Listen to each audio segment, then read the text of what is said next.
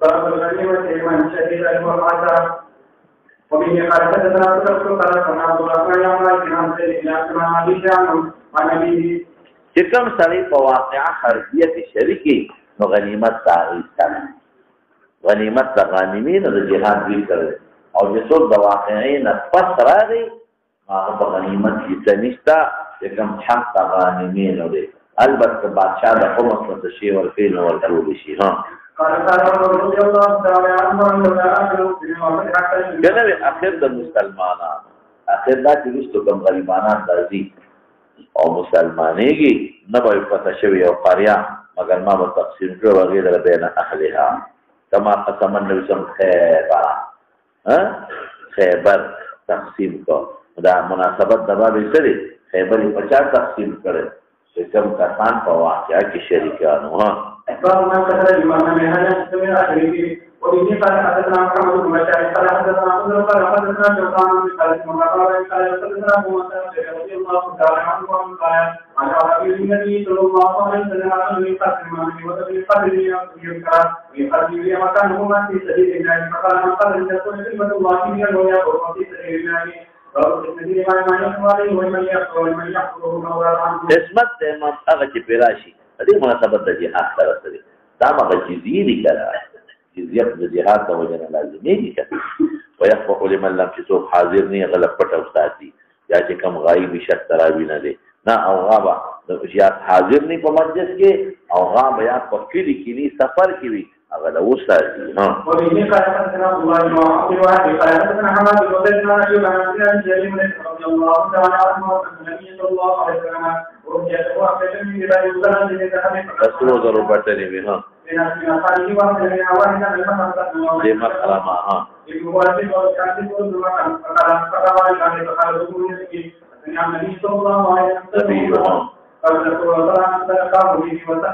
مخامخي وتلاغي بټلې وکړي یا بل مسجد خبر الله دې پټه ساتلې ویا بل ابا کما ذالک هغه سوی کې لګتي دی وا ها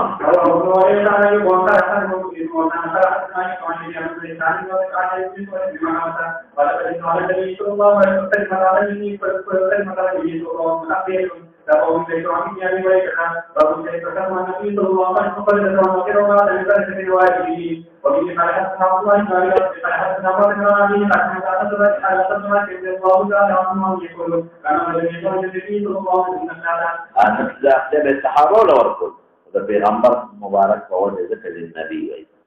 یا به وکیل ک رسول الله وجه تداوال تقسیم کا چې پته جو قریظه او نذیر د بیا دا ویګه دینه پس يرد عليه اغبابون انصار ورکړ او هغه مالون مهاجرین له مشوره د انصار ورکړ او برکت الغازی امام بخاری دې وجه په باب کې برکت د غازی د مجاهد په مال ده دې چې کمال د جهاد دی د غنیمت تو کړي لیکن خدای دې برکت اچي په حیه فجند په مال ده کې حیان په دې حال کې دا غازی چم دې او پرمړي د مال کې بخله برکت د غنیمت مال دې مبارک مال ورپسې دا او دا غازی نه کم غازی مراد دی چې دې غزا کې مع النبي صلی الله علیه وسلم د پیغمبر په ماهیت کې یا ولات الامر د نور ولات په ماهیت کې یعنی تخصیص د پیغمبر سره نشته د پیغمبر او یا د نور ولات په ماهیت کې د کافر سره جهاد کوي او کوم غنیمت حاصل د الله په ولا برکت دي دې کې د حضرت زبیر واقع دي ذکر کوي دغه پسې شاه او دې سره حضرت تاسو په باندې د پلان نه حدیث ویلي هغه د عبد الله بن زبیر نقل کوي هغه دی ولوي په نعم لما وقف الزبير يوم الجمال ورانسه واقع راځي یو بل اختصاص تداوت حضرت زبیر رضی الله تعالی عنہ دا د هغه صحابه باندې چې کوم صحابه متقدمین دي ومبو چې کوم صحابه ایمان راوړل دي د دیار د سوکال قوم کې مسلمان شوی حضرت زبیر او پنځم مسلمانو دي پنځم او ذل هجرتین دي یو هجرت حبشې ته کړی او بل هجرت مدینه منوره ته او دا د پیغمبر علیه السلام د ترور زوی دی د بیبي صفیه رضی الله تعالی عنها حضرت زبیر ابن العوام نو د دیارلسو کالو په عمر کې مسلمان شو پنځم مسلمان د حضور پاک د ترور زوی دی د بیبي صفیه او ذوالهجرتین دی او مناقب یې څه دي یو منقبت پیدا دی چې حضور پاک دی د خندق نه پورې وی څوک به لاړ شي يأتيني بخبر القوم فانتدب الزبير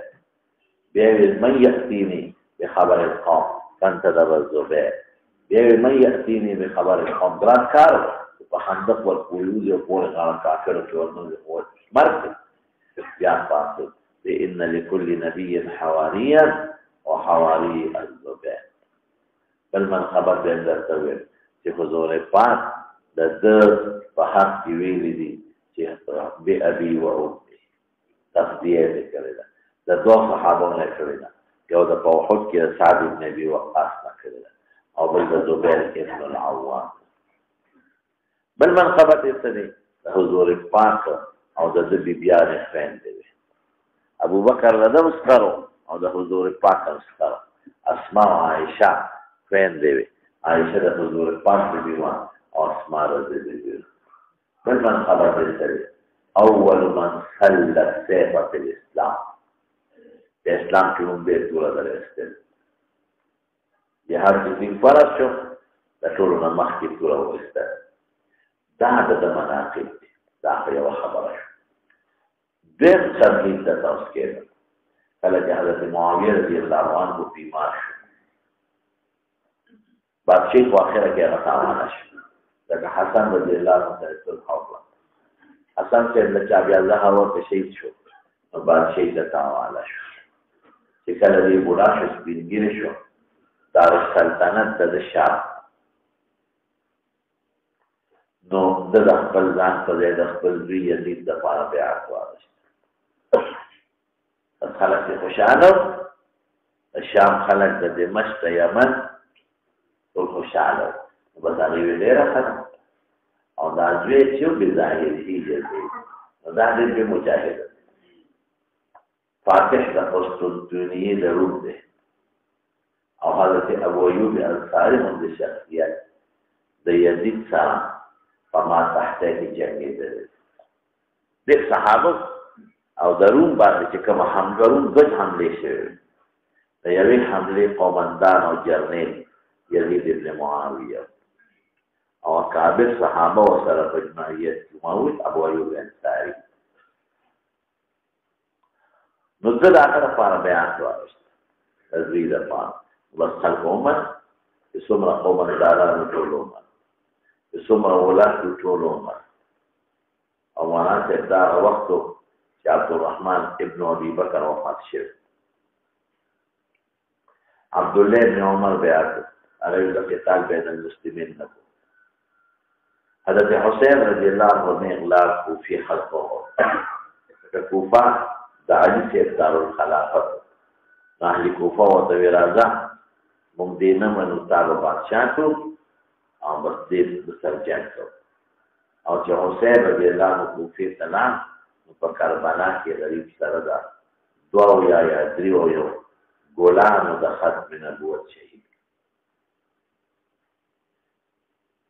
عبدالله ابن زبیر څه شو حسین خو شهید شو رضی الله عنه حسن خو مخکې وفات شوی عبدالله ابن عمر خو بیعت عبدالرحمن ابن ابي بکر خو مخکې وفات شوی عبدالله ابن زبیر پاتې شو اعلی مکې نو مکه کې د مکې خلکو د خپل ځان مشر کړه طائف او د مکې خیر هغه تاسو ته پته ده چې هغه جنګونه کول د یزید په زمانه کې د جنګونو او په اخره کې د حجاج بن یوسف په حمله کې شهید شو او دینه مخکې له بیا دا یو ډېر تاریخي واقعه ده کله چې د حضرت عثمان رضی الله عنه شهید شو د باغیانو مکمل قبضه په مدینه منوره دې باغیانو حضرت علی رضی الله عنه او د کله شهید شو دا په 35 هجری کې شهید شو د ذی الحجې اتلسم 18 ذی الحج اتلسم او 15 هجري وه 15 هجري وه هغې کې دی شهید شو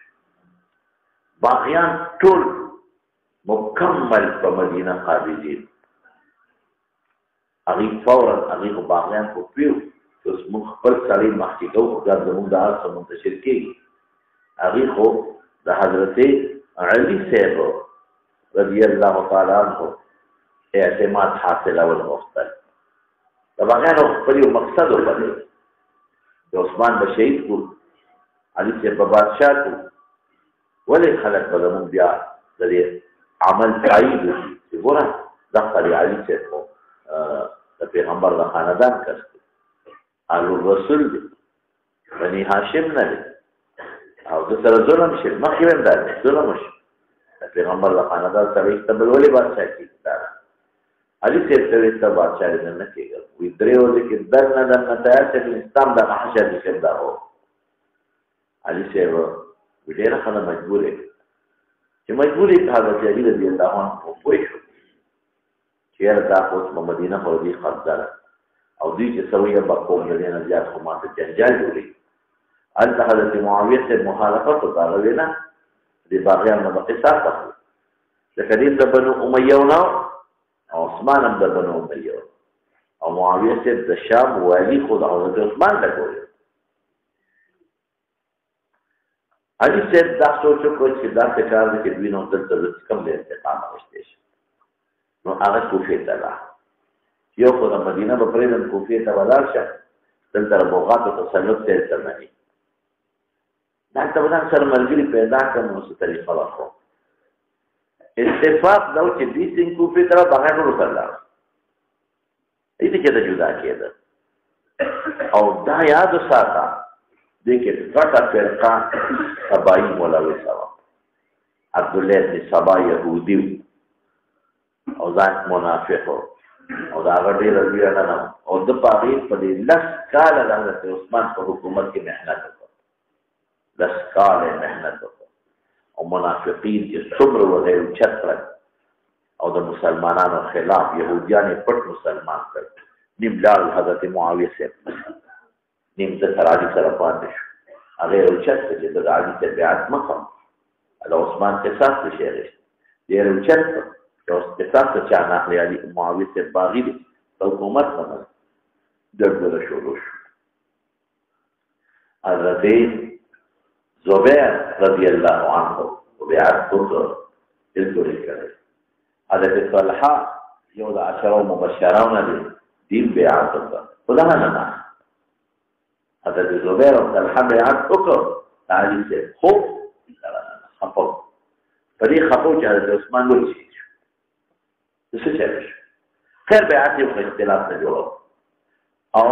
دی لاړل مکه مکرمه ته چېرې په مدینه د بوغاتو قبضه ده او دا نه بس موږ به لاړ شو مکه مکرمه ته وبسل عائشه صدیقه رضی الله تعالی عنها اتفاقات په دغه ورځ کې مکې ته ځي دوی جنګ جوړ شو د علي د معاویه منځ کې په صفین کې جګړه وشوه صحابه شهیدان شو نو دا بعض خلک راغلل او حضرت عایشه صدیقې ته جرګه وکړه چې زه د مسلمانانو مورې او دا ستا دواړه بچي دي که معاویه دی او که علي دی نو ته مهرباني وکړې نه دې وکړه موږ خو نه شو کولی نیم یو خوا یې نیم بل خوا او نه زموږ خبره منلي کېږي او ته ام المؤمنین او که ته پاسېدې او یو جرګه دې جوړه کړه دا جوړ وشي نو ډېر پخې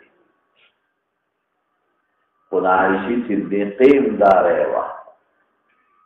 او د زبیر هم دا رایه او د حضرت طلحه هم دا رایه طلحة الخیر چې د عثمان د قاتلینو نه د قصاص واخیستی شي لږ دي که ډېر دي مري که نه مري خو دا ختمول غواړي که دا خلک ختم نه شو دا بغات او دا باقي پاتې شو نو دا د مسلمانانو شیراده مربي کوي دا خو منافقین دې مقصد هم دغه دی چې د مسلمانانو ټوټې شي عایشه صدیقه رضی الله تعالی عنها مجبوره کړه او دا د صلح لپاره د مصالحت لپاره خو څنګه مصالحت داسې مصالحت چې علي په دې مجبوره کړي چې د عثمان د قاتلینو نه قصاص وکړي مشران خو معلوم دي چې پټ کړه دي نو دې یو جرګه جوړه کړه یو لوی لښکر یې واخیسته او دې لاړل کوفې ته د حضرت علي صاحب د مذاکراتو لپاره چې هغه سره مذاکرات کوو او حضرت علي په دې آماده کوو چې موږ دې ملګري ځکه عایشې صدیقې د 13,000 لښکر و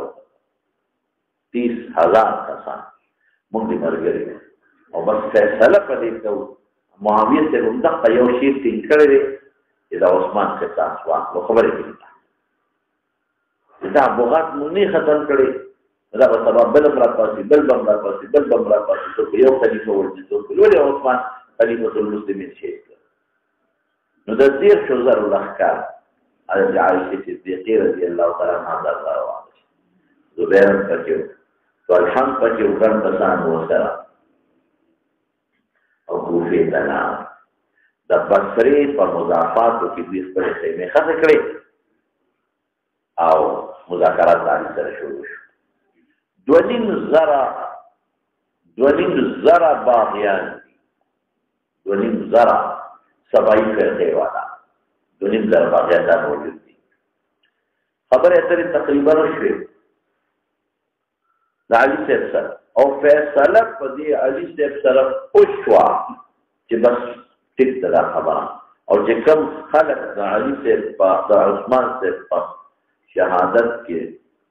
ملوث دي دا وجه ده قصاص دی په دې فیصله ما د ټول ورځ مذاکرات وشو مسلمانان ډېر زیات خوشاله شو ډېر زیات د علي صاحب چې کوم اصل صحابه پکې او کوم اصل خلکو خوشاله شو معاویه صاحب په مخکې نه وي چې به دې قصاص واخلي ما په حیثیت د گورنر ساتي یم په کمینه ساتي د خپل واجب دی د خپل مرکه پرېدا سبایي فرقې والا خو 2,500 کسان دي هغه چې پوي شو چې دا خو مسلمانانو په خوشاله شپه تېره دي په هغه کې شپه تېره کړه چې دا خو په دې مذاکرات کامیاب شو او دې فیصله وکړه نو زموږ خیر پکې نشته چې همون ته جوړېږي نو دا چلے وکړه چې د شپې نه دوی پاکېدل د دې مشهور حکیم ابن جبله د سبایي فرقې دغه وخت کې مشر هغه خپل کسان تیار کړل او دا څه وکړي چې نیم ورشه د علي صاحب په لښکر حمله وکړي نیم ورشه د عایشې صدیقې په لښکر حمله وکړي هلته به چغې کوي چې به موږ خواږه د عایشې لښکر والا راغله تاسو به هلته چغې کوي چې به موږ خو د علي صاحب لښکر والا راغله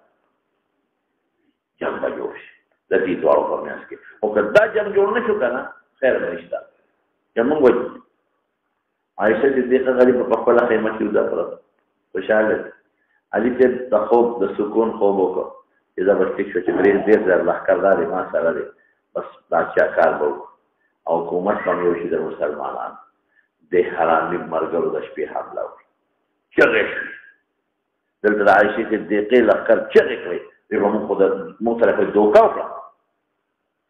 د صلح په نوم دوکه وشوه موږ سره هغه چې حمله وشوه هلته د علي صاحب لښکر چغې کړې چې عایشه خو صلح له نه وراغلې دا خو د معاویه ملګري به موږ حمله وکړه جګړه جوړه شوه عایشه صدیقه د خوبه پاس څه چل دی وی جګړه جوړه شوه خلک ونښتل تورې لګیالې چلېږي د پلقار د سینه وه پلقار یې لیده وی خلک ونښتل اوهو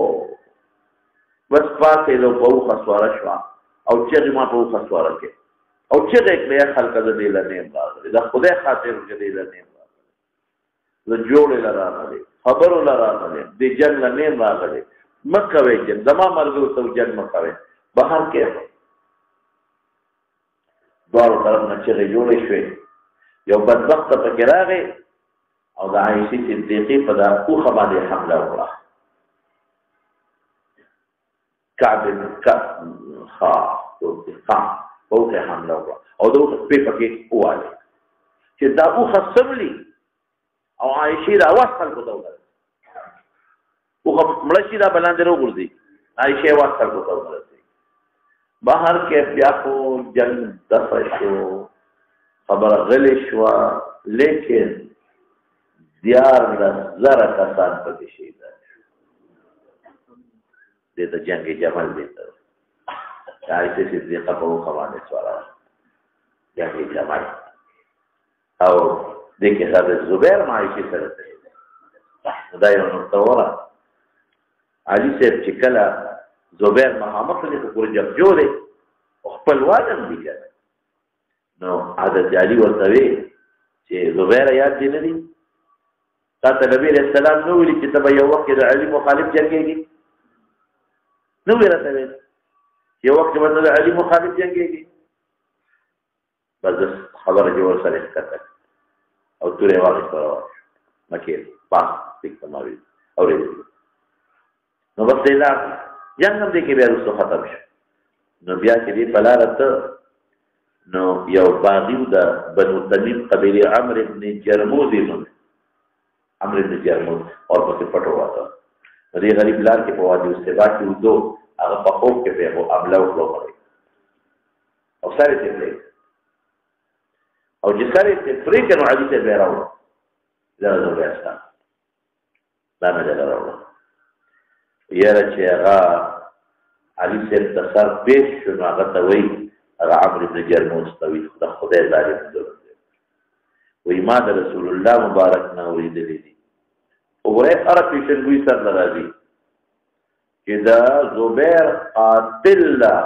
د جهنم د اور خوشخبري ورکړه د زبیر قاتل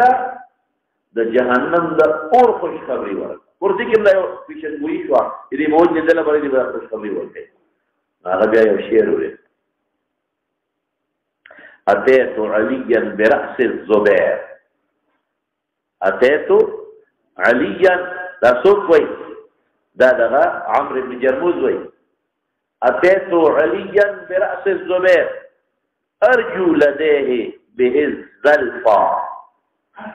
ما راوتلو کل علي صاحب ته پسر د زبیر ارجو لديه به الزلفى زلفت قرب ته ما امید لر لديه د علي سره به پدې د قربت د وطنیزیشن اتيت عليا برأس الزبير ارجو لديه به الزلفى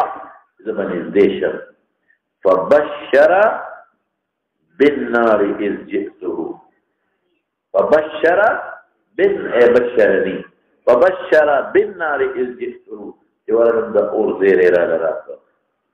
فبئس البشارة والتحفة بالخراب بشارة ذلك او خراب تحفة ذلك نو بیا دې غریب د اوش په تو کالو په عمر کې شهید شو او د 10 مبشره نه زامن نه لونه او سلور بیبیان پاتې شوې نه زامن نه لونه او سلور بیبیان نو دا هغه زویتا چې کوم وصیت کوي دا یې بیان دي لما وقف الزبير يوم الجمل دعاني اليوم لدى عبد الله بن الزبير فقمت الى جنبه واتوضا فقال يا بني بجويا انه لا يقتل اليوم الا ظالم او مظلوم دیکھیے وہ ظالم بکری کہ بغات تھی اور مظلوم بکری یعنی یو خامخا ظالم دی بل بغات ظالمان واني لا اراني گمان نہ کو بغات الا سبقتل اليوم مظلوم ورجل لك ثم امرنا المظلوم وإن من أكبر خدمي لوي غم ما سردتين لماتين وما تخرجون لي أخلاق والبكاري أفترى بيننا تبينين عبد الله بن الزبير تويتوي إذن زمون يبقي من مالنا شيء زمون زماننا بسفرين تنا يكم زمان مالون لي أغبر فكتور لا شيء تبفاتي شيء وفاتي نشي فقال يا بني بجوري بيع مالنا يسلم مال لخاصة وقت ديني وأوصى بالثلث أو بثلث وصيته فالثلث ده كل مال وصيته بثلث تبدأ ما بقي وصيته بثلث طبعا والثلث هو لبنيه او ثلث د ثلث د ثلث څومره شو لکه تسع. الله اکبر. د نهو ثلث څو دی؟ درې. د درې ثلث څو دی؟ یو. نو یو د نهو تسع شو. ثلث د ثلث دی بنینه د زامن د عبدالله یعنی د عبدالله بن زبیر استاد زامن شو. د ثلث وصیت شو د ثلث تا د زامن شو او دا منوسی چې دوی جبري به منوسی وارث سره وصیت ورته يقول ثلث ثلث اثلاثا فإن فضلا ففاضل شو زمان زمون فضل فاستقضى وقتها وثلثه لولدك ثلث صادق شو ثلث د ټول مال نه ثلث قال هشام وكان بعض ولد عبد الله بعض اولاد عبد الله بن زبير قد وعد بعض بني الزبير دا بعض زامن سره په عمر کې برابر ترون سره زامن د زبير سره یې ترون سره برابر او نمونه سو او به مون وعد ولو يومئذ او د زبير په نه زامن او نه کړي قال عبد الله فجعل يوصيني بدينه ويقول يا بني تعاطف يوشي من ولدنا فاستعن عليه مولاي امداد وارضائك المولى الزمان. وقال عبد الله بن الزبير يقول لا ما تقولش ان ما اراد المولى يسوق مراسل حتى قلت يا ابا اذا سكت المولى يسوقتي قال الله سبحانه وتعالى قال والله ما وقعت واقعك في مصيبتي لدينا فلانا الا قلت يا مولى الزبير اخزي عن مدينه ويقضي الله رسول قوم وقتل في الزبير ولم يدع دينارا ولا درهما الا اربيت مكي في قوله منها الغابه يوم غابه دا یو خاص ځای کې و. یو لس کورونه په مدینه منوره او دوه کورونه په بصره کې، یو کور په کوفه کې و، یو کور په مصر کې و. دا دنیا کې ګرځېدل جهاد کې ګرځېدل دا غنیمت کې. قال وانما كان دارس الذي عليه ان الرجل يصلي وراء فمال بينه فيستولي ومانت وسره کې خو ياخذ الزمان فيقول زبير لا امانت دې نه ولكن سلام الله قرض شو ولكن امانت یې او ما ته ځای استاد راځي او چې قرض نو قضایف شو استاد محفوظ دی د یاري په کتاب باندې مال دریا او کته ویلې چې یو گورنر د مالي ادارې ګټلې دي بما واقعما ولي امارت خاصو نه امارت قبول کړي ولا جبايه خراج او نو فروض د خراج نه د زکات حاصل زو داوا مونږ نه په غلطه طریقې حاصل کړي ولا شيء ان بل شيء اسمه مشرين لا قبول کړي الا يكون في غزوه مع النبي او مع ابي بكر وعمر وعثمان داغه کې د نیمتونو به دي. قال عبد الله بن زبير فحسبت نصابه فأغشى فما أطلاره من الدين ووجدته منتغذرا 1200 ألف تسوجوا شو دوا زرع أو دوسة وزرع نو ألف سوري ضرب ضربك وها لا يومي دي ضرب ضربك وها يومي دي نو دوا درجة ضربك وبه نشل من 2 مليون شلكا او 200,000 دولكا نسوشو بارستا. قال لي وي فلقيا لاقيت وركي من نظام عبد الله بن زبير سلام فقال يا ابن اخي وركب على اخي وتوي دينيرو فما قرر زبير صبر قرر فكتبه ما غتي عبد الله بن قشطه وقال 100,000 درو مري چې دوی شلکې نو یو لک یو څه په پکې دی کا سردا درو خو نه دي کنه کم یاد کو اذور نه نه درک دومره یو کا څه حکیم والله اذب الله نه من معلومه تاسو چې د وسعت کو کړی ده تاسو وقال عبد الله فرأيت فخبر انسان تجلد 200,000 دول دوی شلکې قال ما اراكم وما نبي من تاسو چې طاقت دی نشي وفإن عجزتم من شيء منه فعجزات في اليوشي من فردين دفلارنا فاستعينوا بما مدد زبر سر مدد حكيم وتقي بن حزام قال وكان الزبير اشترى غشت الغابة تصور ب70 و100,000 أو يا زرع أو سل زرع الله أكبر أو يا زرع يوشو أو سل زرع يولك شو كذا اكلك 70,000 عبد الله خلق قادرا ب1000 و1600 و1000 لك او شبق وزرع شبق لك فشبق لك خلقك. ثم قام فاطم فقال من كان لولى الزبير حق فزبير جاء حقي وليوافن على الشغابيتا وعبد الله بن جعفر ولد فزبير سلول صوى زر ربيع سلور زرع سوشو سلور لك. فقال عبد الله إن شئتم تطلقوا تركتها لكم تقريبا نيقوا عبد الله بلا نحمة ريلا. अब ये चीज़ तो जाल तुम वो हाफिमा तो आखिरुन इसका कार दुरुस्त तो पैदा नहीं किया था कश्मीर दुरुस्त रहा था इन्हें खास तो कार अब्दुल्ला ला कार फक्त और निशान माला पर जिस्म करा के अब्दुल्ला भी लकब इन्हा होना इलाहा होना देव बिल्ला बाबा कोई के बाबा अमिनहा खास से तो बाद इलाहा फक़ज़ा देना तो फ़अवफ़ाहु देन इखलास तो वबक़िया मिनहा सलूनी में पकी बयान पाते हुए और क़दीमा राग़ी और मुआविया बांधी وعند داود عبد الله بن زبير وسأل عمرو بن عثمان أو منذر بن زبير أو ابن زمعم ومعاوية كم قوة غابة فسوق قيمة شعر قال كل سهم ب100,000 هذا رئيسا فيولد قال كم بقي سويسي فاتري يسألونني منذر زبير المنذر بن زبير قد أخذت سهما يولي سفك إذا ما فيولد شعر عمرو بن عثمان يولي إذا ما فيولد شعر ابن زمعم هذا خاص صار من يوم ما في يوم لكشوا معاوية كم بقيا يوم نيسا وإذا ما في يوم لكشوا نخاص عبد الله بن جعفر نصيبه هو بيغفل يتبع معاوية خلطة بشبك لك فسوية نستوى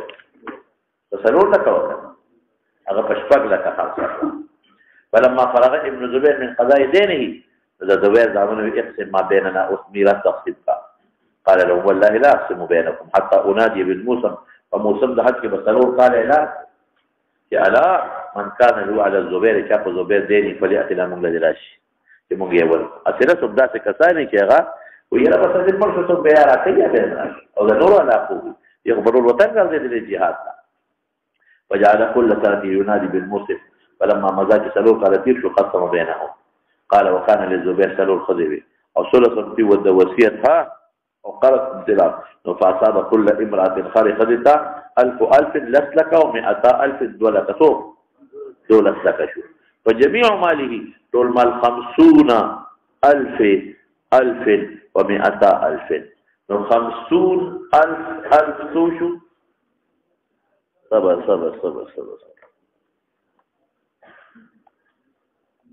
50,000 دي كده 50,000 كده ورقه كده شو الو شو الورا دې راځي کنه دې دا کړه 10,000 دو ويجي جميع مالي شو داش و100,000 وصل شو دولة يعني في 15 करोड़ और $2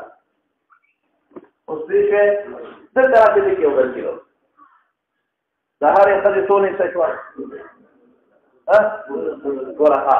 $2 लाख का सहारे खरीद चुआ सो खरीद चलो किधर बोल का 48 लाख زوجات شو شو دا 48 लाख زوجات څومن دي دا اتمه څه ده کنه نو اتمه څه تقسیم شو نو مجموعه د خذو اساسا لکه د یوې دولت تکو رسیدله دا څومن دي نو چې څومن نو کول مال جوړو کې کول بسو نه دغه پاتې کې زرا ورته چې اته در ورته څو جوړيږي او اته سره ورته अच्छा ठीक 3 करोड़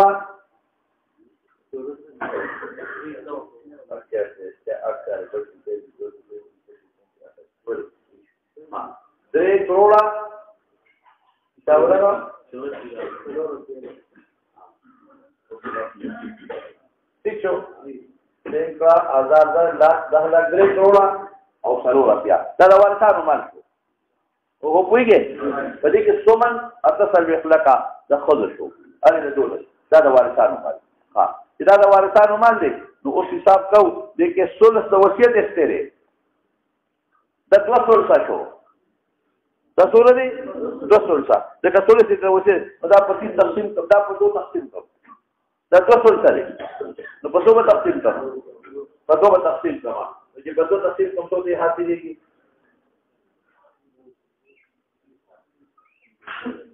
شو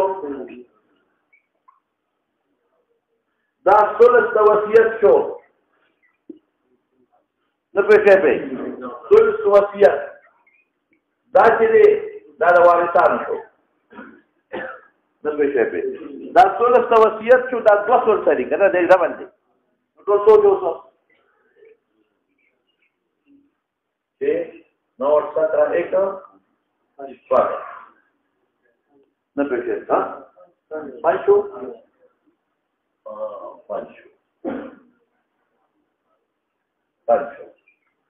دو سلو شپږ نه وته ولس یو پاتې شو 15 کروڑه شپږ راوړه دویون څونه دي دوی څه کوي کنه دوی څه دویون کا ټول شو شای غای 3000 اته دا ټول مال دې موضوع دې طرف نو سونی څخه خبر اسانه شي ټول مال دې 15 کروڑه 98 لکه دوی شلکه پکې قرض دي امه ته وستا چې دوی پاتې وڅو پاتې شو 15 کروڑه 73 لک شو د دې نه 1662 د وصیت نو په 3 تقسیم کا د پتی ته طرف نه موصول و چې پتی تقسیم کوم تیری کې 2 پاتې شو پت 327 شو 3 دونه کې دا 1 लाख 1 करोड़ 92 में 92 लाख का 16 شو دا د وصیت شو باقي 2 پاتې شو 3 करोड़ 84 लाख چې 3 करोड़ 84 लाख شو نو دا په اته تقسیم کا نو څومره متیږي 48 باقي د وارثانو تو وارثانو خو آسان دي کنه پاتې لږه نه لونه دي او نه هزار من دي نو دا 48 تدې د منفي کا چې 48 دې د منفي شي نو د ذکر می صحه دلون سي او سوال دا دی چې دلته جميع ماله 50000 و 200,000 ټول دې سودي 15 کروڑه او 2 لکه اوهو نه پويږي 15 په 2 لکه او دلته ټول څو جوړ شو 98 دې سره وسو ما چې حساب کتاب کوم پر پدی باندې ټول مال 15 کروڑ نه وی جوړي انته وی چې ټول مال 15 کروڑ 2 لکه نو باز علماء وی لکه علامه کرمانی هغه وی چې دا چې کوم وخت کې د مال تقسیم کو داینین ولور کاو چې کوم وخت کې د مال تقسیم کو داینین ولور کاو نو مال د دونه پیسو جميع مالی او دا څلور کاله پس چې په وارثانو بیا تقسیمو نو قیمت اوچت شو چې کوم وخت کې پلار مړ شو په داینین تقسیم کو مال څو نه 5 کروڑ 2 लाख او چې کوم وخت کې په وارثانو څلور کاله پس تقسیم کو په څلور کالو کې بیا قیمت زیات شو لکه عبد الله بن جعفر پر څو ګران خرڅ یو جواب پیدا شو دویم جواب سره دینداري دې چې جميع شاطب انور شاه کشمیر رحمت الله علیه وي هغه وی جميع ماله 50 سهما جميع ماله 50 سهما دي 50 نبي سهما مقدر کی 50 ایسه او كل سهم 1000 و 1100,000 50 ایسه دي هر ایسه څومره ده الله اکبر 1000 و 1100,000 نو 1000 و 1000 نه لسته جوړ شو کنه او 100,000 له سو جوړ 2 لک 2 لک 2 لک علي ستوا نو چې 2 لک نو 50 کنه 50 کې دا راوړتا شو څه څه پاتو ورته جوړي بیا 50 سوال لذي اذا نو پاتو جوړي جميع مالي 50 سهما او كل سهم 1000 و 1100,000 نسبت ور جوړيږي ناغوي د تکسر له اعتبار نه وته شپږ کروړې پوره اخیستې د 2 لک کسر یې پکې پرېښی دی که چا سره 2 لکه کم 6 کروړې نو هغوی ما سره 6 کروړې نو کسر د اعتبار نه دی ورکړی اوس ورباندې پوه شوې که نه یو صورت دا دی چې د دې مال قیمت زیات شوی دی د مال قیمت زیات شوی دی دې کې یو بل هم شته یو منټ دې کې یو بل حساب هم شته دې کې د هرې ښځې څو حصه راغلی ده 12 لیکن یو بل روایت دی پکې د سند حافظ ابو نعیم په معرفت کې راوړلی ما سند نقل کړی حافظ ابو نعیم په معرفت المعرفت دا کتاب دی هغه کې د ابو معشر په طریقه راوړلی هغه شابن هغه کې د هرې ښځې 10 لکه حصه غشته نو چې د هرې ښځې 10 لکه شي بیا دې اوږده جوړېږي د هرې ښځې 10 لکه د څلورو ښځو څو شو حساب کې په یو کس په کالکولیټر 40 تا نو 40 سومن دی نو 40 سومن شو نو پاٹ کې ضرب ورکړه څو شو 3 کروڑ 2 लाख نو دا په مین 2 کا نو 1 کروڑ 1 लाख شو کنه نو څو شو 1 کروڑ 60 लाख ٹھیک شو نو چې 1 کروڑ 60 نه تیر وته یو منټ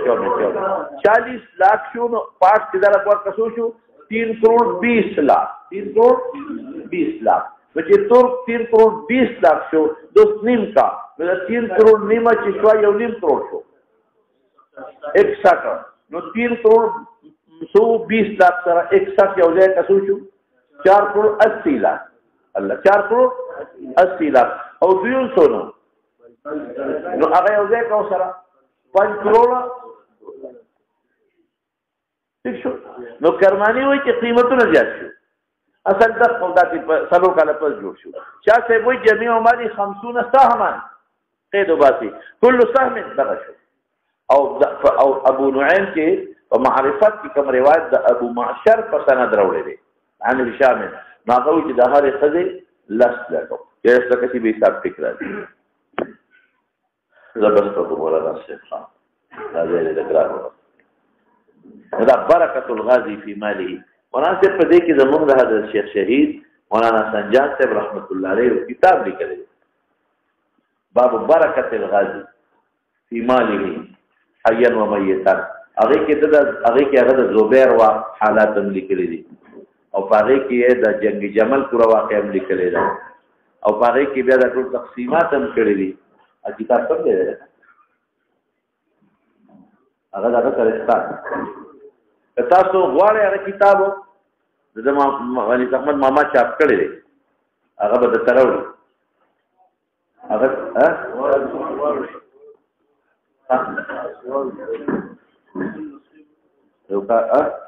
یو څل نه خیالي د 200 دی راوړي بیا چې څومره چاپ تبکار ټول د تاسو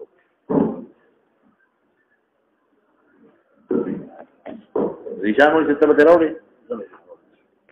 قال به نمبر